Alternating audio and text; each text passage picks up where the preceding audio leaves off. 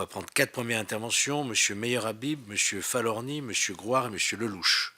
Donc, Meyer Habib, s'il vous plaît. Merci, Monsieur le Président, Monsieur le Ministre. Merci de votre clarté, de votre précision.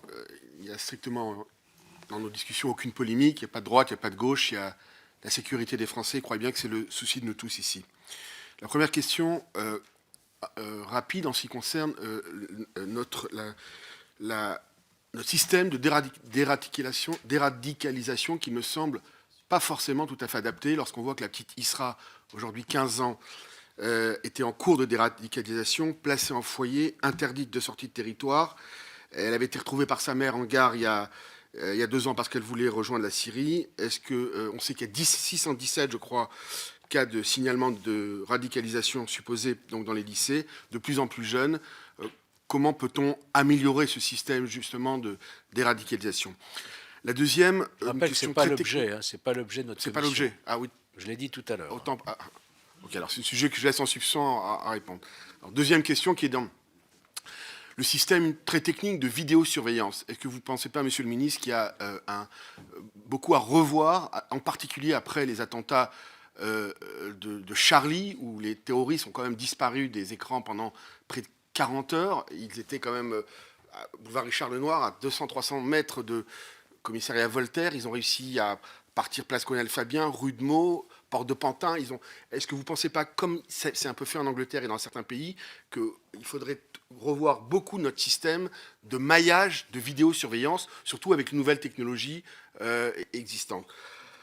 La troisième, Monsieur le Président, vous l'avez abordé concernant le Bataclan et le témoignage des avocats des victimes qui rappelaient justement en 2009 le fait que parce que le Bataclan appartenait à des membres de la communauté juive et parce qu'il y avait eu certaines soirées pour Israël, le Bataclan était, mais vous y avez, je crois, répondu, mais on a été à 2 reprises interpellés par les avocats des victimes lors de leur audition. Le dernier point, c'est tout à votre honneur, Monsieur le Ministre. Vous êtes en première ligne, vous défendez vos hommes et vous assumez toutes les responsabilités.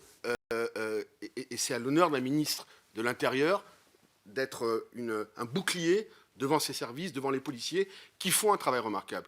Mais comme vous l'avez parfaitement dit, l'essence de notre commission, et vous l'avez vous-même dit il y a quelques minutes, si tout était parfait, était fait dans le meilleur des mondes, on n'aurait pas de commission, on ne se poserait pas de questions. Je voudrais maintenant parler de l'essence, vous en avez parlé tout à l'heure, de la doctrine d'intervention.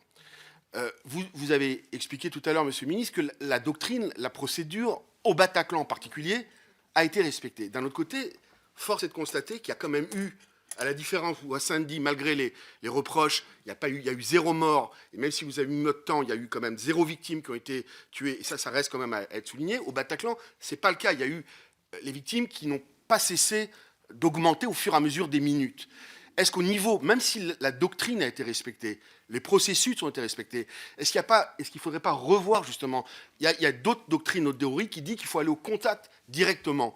Et plus on va vite au contact, et plus on diminue, pas dans le cas d'une prise d'otage, dans le cas d'un massacre. Et manifestement, au Bataclan, c'était un massacre, ce n'était pas une prise d'otage. Il n'y avait pas de revendication, ils tuaient, et on voyait au fur et à mesure des minutes égrener le nombre de morts qui existait. Est-ce qu'au niveau de la doctrine, vous ne pensez pas, Monsieur le Ministre, qu'il faudrait peut-être revoir les doctrines et si je pourrais dire, les protocoles d'intervention? Je vous remercie.